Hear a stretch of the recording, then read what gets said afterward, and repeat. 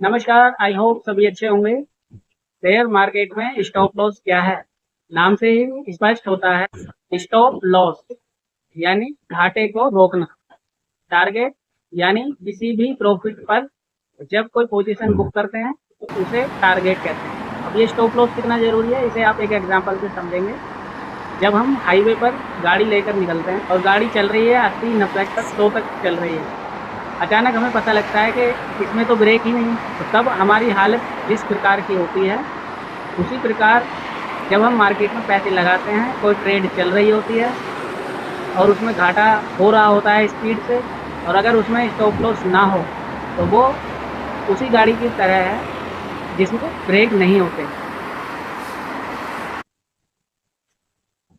यानी वो रिस्क इतना बड़ा हो सकता है और होता है। ये तो सेबी की रिपोर्ट है कि 10 में से 9 लोग घाटे में ही रहते हैं।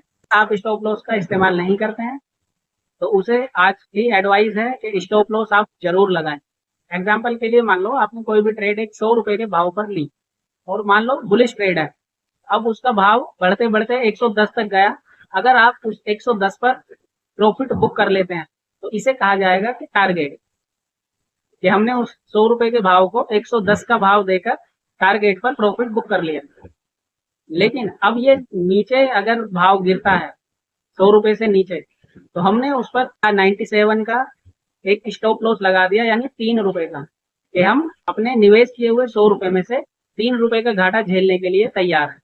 बेशक अब पोजीशन का भाव 97 से भी नीचे चला जाए गिरते गिरते, लेकिन उस ट्रेडर को केवल और केवल 3 रुपए का ही नुकसान होगा। ये फायदा होता है स्टॉप लॉस लगाने का। अक्सर देखा जाता है कि नए लोग स्टॉप लॉस लगाने से बचते हैं। वो अपने मन मन में ही सोच लेते हैं कि अगर इतने तक के भाव पर ये नीचे आएगा तो हम खुद से एग्जिट हो जाएंगे, या इतने के टारगेट पर जाएगा तो हम खुद पोजीशन एग्जिट कर देंगे।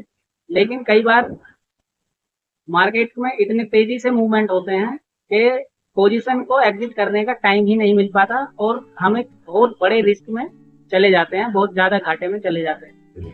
तो आई होप आपको स्टॉप लॉस और इसका इंपॉर्टेंस भी समझ आई होगी। फाइनेंस और मार्केट से जुड़ी इसी प्रकार की और जानकारी के लिए आप चैनल को सब्सक्राइब कर लें और लाइक कमेंट शेयर करते रहें। नमस्कार।